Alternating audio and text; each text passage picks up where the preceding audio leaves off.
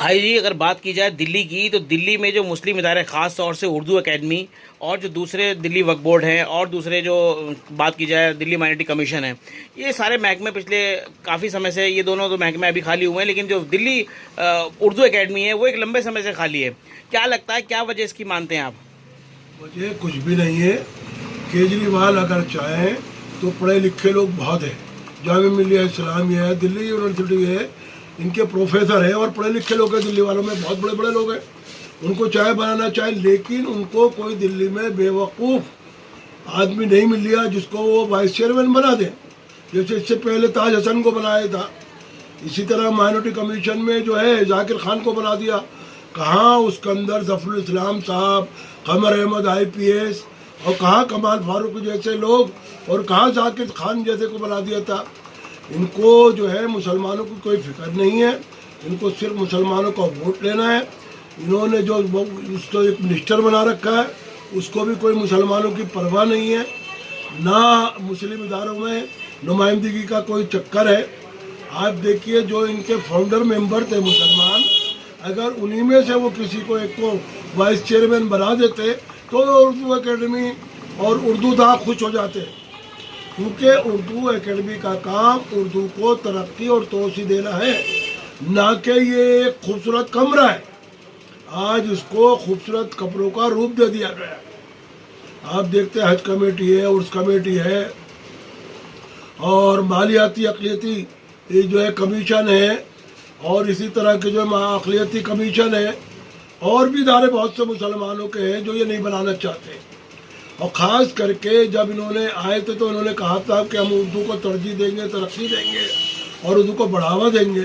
आज हालत देखिए कि उर्दू एकेडमी जो वाहिद इदारा है गवर्नमेंट का, दिल्ली गवर्नमेंट का, जो कांग्रेस के दौर में उर्दू एकेडमी बनी थी, जिसका मकसद था ये उर्दू को, जो ज़बान हमारी दिल्ली की और लखनऊ की और हैदराबाद की और अवध की जो ज़बान थी या और जगह बोले जाने वाली ज़बान थी, उसकी तरक्की हो।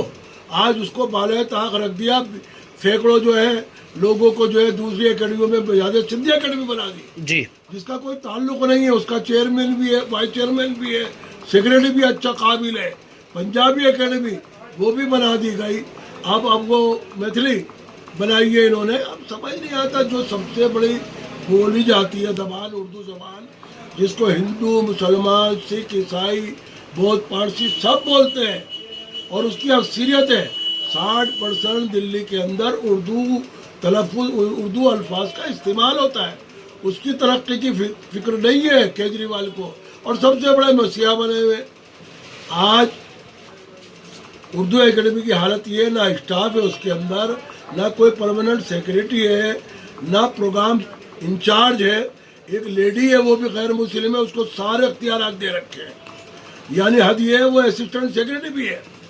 और जब उसका ही भर्ती हुई थी उर्दू एकेडमी में, वो 4th क्लास रैंक की मुलाजमत थी, वो आज क्लास 2 और क्लास 1 का काम कर रही है। क्या उनको कोई दिल्ली गवर्नमेंट में क्लास 1 ऑफिसर मुसलमान या हिंदू उर्दू दा नहीं मिलता? हमें कहना ये नहीं कि उर्दू मुसलमान है। भाई चंद्रबान ख्याल है, पढ़े लिखे आदमी थे, वो जो रहे जी, और MCPL भी रहे, जहाँ मैं भी रहा, मैं एग्जीक्यूटिव बोर्ड का मेंबर रहा। जितना तरक्की काम हमने सिब्बल साहब के ज़माने में किया पूरे हिंदुस्तान में, मैं समझता हूँ उसकी मिसाल नहीं मिलती। सिब्बल साहब जब वज़ीर तालीम बने, HRD मिनिस्टर बने, और उन्होंने हम जैसों को ला, PA नामदार को लिया, अख्तरुल्लाह थे जी, और ऐसे लोगों को लेके कोई 350-400 आदमियों की कमेटी थी हमारी, जो पूरे हिंदुस्तान में उर्दू का काम करती थी, खास करके दिल्ली में भी। दिल्ली में हमने 2 आलमी कॉन्फ्रेंस, एक आलमी कॉन्फ्रेंस की हमने, एक आलमी मुशायरा किया, जिसकी शोहरत पूरी दुनिया में हुई। आज उर्दू बेनाम है। उर्दू के 2 मुशायरे कराती थी उर्दू एकेडमी, एक 15 अगस्त पे, एक 26 जनवरी पे, जो पूरे हिंदुस्तान में नहीं पूरी दुनिया में मशहूर। तो उसकी हालत ये हो गई है, एक छोटे से कमरे में 8-10 शायरों को बुलाकर और एक मुशायरा कर दिया था। इसकी जिम्मेदारी हुआ करती थी चेयरमैन की, वाइस चेयरमैन की और सेक्रेटरी की, जो उर्दू एकेडमी का सेक्रेटरी होता है। ठीक है, इन्होंने अब माजिद देवबंदी को बनाया, वही पढ़ा लिखा आदमी था, लेकिन उसने प्रोग्राम तो अच्छे किए ना। अब ये बता दीजिए, ताजुद्दीन के ज़माने में कौन सा अच्छा प्रोग्राम हो गया? वो उर्दू नहीं जानते थे, सबसे बड़ी नाकामी और फिरका परस्ती जो है केजरीवाल की, यहाँ से साबित होती है। एक गैर उर्दू दाई को वाइस चेयरमैन बना दिया गया उर्दू एकेडमी का, सिर्फ उसके चेहरे पर दाढ़ी थी इसलिए बना दिया, नाम नमूद के लिए। इसी तरह हमारे अक़लियती कमीशन को तबाह किया इन्होंने, इसी तरह अक़लियती मालियती कमीशन को तबाह कर दिया, और मुसलमान फिर दीवाना हुआ इनका। क्या वजह समझ में नहीं आती। क्या है, ये 4-5 जो MLA मुसलमान हैं आम आदमी पार्टी के, अब ये कुछ काम भी करते ना बोलते ना इनको दिलचस्पी उर्दू से। सबसे बड़ी बात है, इमरान हुसैन है, शोएब इकबाल है, यूनुस खां है और अब्दुर्रहमान मलिक है। ये भाई आमिले शोएब इकबाल के बेटे जो हैं वो डिप्टी मेयर हैं, लेकिन उसके बावजूद भी पुरानी दिल्ली के न जाने कितने स्कूल ऐसे हैं कि वहाँ से उर्दू खत्म हो गई। ये ना ये गली पप्पू खां का स्कूल है, गली आजम जान का स्कूल है। इस तरह 20 स्कूलों को, सैकड़ों स्कूलों को एडॉप्ट कर दिया गया हिंदी मीडियम में जी, और स्टाफ नहीं है वहाँ, ना मुस्लिम टीचर है। भाई हमारा हक है, हम हिंदुस्तानी हैं और दिल्ली के शहरी हैं, हमारा हक है। हम जिस जबान में तालीम चाहते हैं वो हुकूमत का जिम्मेदारी है। अगर एक सेक्शन में 15 एक स्कूल में, चाहे वो प्राइवेट हो या सरकारी हो जी, या एडिट स्कूल हो, अगर 15 तालिब इल्म उर्दू पढ़ना चाहते हैं तो ये उस स्कूल की जिम्मेदारी है, उस मैनेजमेंट की जिम्मेदारी है टीचर एक सेक्शन उर्दू का कायम करे, ना उस पर तवज्जो है। ये सिर्फ दिखावे का काम कर रहे हैं, घोटालों में फंसे हुए हैं, घोटाले पर घोटाला हुआ जा रहा है। इनको घोटालों से फुर्सत हो तो ये उर्दू की तरफ सोचे, मुसलमानों की तरफ सोचे। आज हज कमेटी देखिए कैसे लोगों पर मुश्तमिल है ना, ये भी तक मुस्लिम में जा रहा है ना। जी जी जी, आप देखिए जी, जो है एडहॉक बेसिस पे जो हिंदू गैर मुस्लिम हजरात उर्दू पढ़ना चाहते थे जी जी, वह शबीना क्लासेस हुआ करती थी जी, वो खत्म कर दी सारी। भाई शहर में सेंटर चलते थे उर्दू अकेडमी के, वो सब खत्म हो गए। और सब दूसरी बात ये, गली कूचों में एक रोजनामा सुबह पढ़ने को 5-6 अखबार मिल जाए करते थे, वो बंद कर दिए इन्होंने। अगर वो हिंदी एकेडमी दे रही है, पंजाबी एकेडमी दे रही है, वो जो है वो संस्कृत दे रही है, हमारे उर्दू के अखबार के साथ क्यों जुल्म किया जा रहा है। ना उर्दू अखबार वाले इस पर लिखते हैं ना बोलते हैं। तो कहीं ना कहीं जानबूझ के केजरीवाल जो है साजिश के तहत कर रहे हैं। साजिश के तहत करते हैं ये, क्योंकि केजरीवाल ने अपने जमाने में एक बात कही थी कि मैं बनिया हूँ, ये भी जानता हूँ। इसका मकसद समझते क्या, मैं डंडी मारना भी जानता हूँ, और उन्होंने मुसलमानों की तरफ तो डंडी मार दी और ये साबित कर दिया।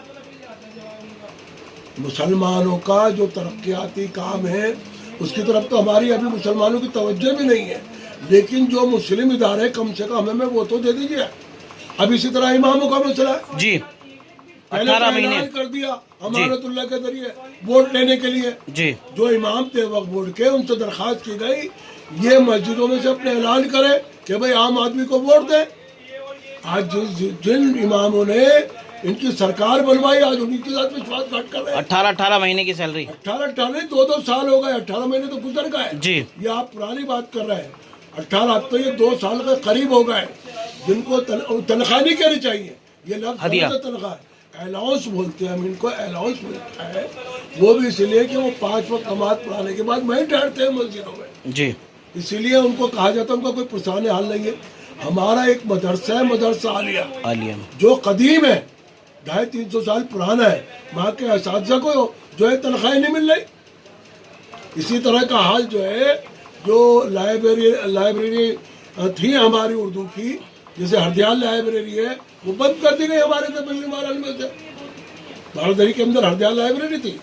मतलब कुल मिला के ये है केजरीवाल सरकार के पास बजट की कमी नहीं है, लेकिन मुसलमानों के नाम पे बजट जीरो है। आप ये देखिए ना जी, अगर हम अजान कहीं आवाज आती है तो उस पर इतराज होता है, कहीं हमारा सीरतुल नबी का जलसा होता है उसके लिए टाइम 10 बजे है, लेकिन रामलीला निकलने के वक्त और दिवाली के वक्त 12:30 बजे तक कंटिन्यू टाइम दे दिया। क्या आप 12:30 बजे तक लाउड स्पीकर का इस्तेमाल करते हैं?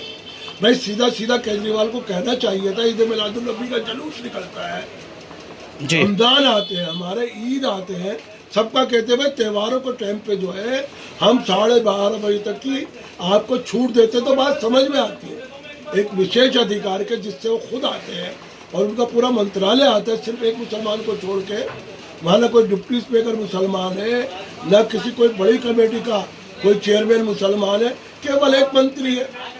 आप देखिए ना, आप हमारी दिल्ली की क्या हालत हो रही है, पूरी दिल्ली की। मैं अपने इलाके की बात नहीं कर रहा बल्ली महारानी की, मैं मटिया मिल विधानसभा की बात कर रहा हूँ, बल्ली महारानी की कर रहा हूँ, आप सेलमपुर की बात कर रहा हूँ, मुस्तफाबाद की कर रहा हूँ। ओखला में तो चलने के लिए जगह भी नहीं है। मैं अभी परसों ओखला गया था, सड़कों पे महलोल का पानी बह रहा है, उस जगह पे बह रहा है जहाँ जाकिर नगर सबसे पुराना आबाद है, मुस्तफाबाद है, सेलमपुर है, गंदगी के अंबार लगे हुए हैं। ये हमारा पार्क है, उर्दू पार्क, जिसको मौलाना आज़ाद पार्क भी कहा जाता है।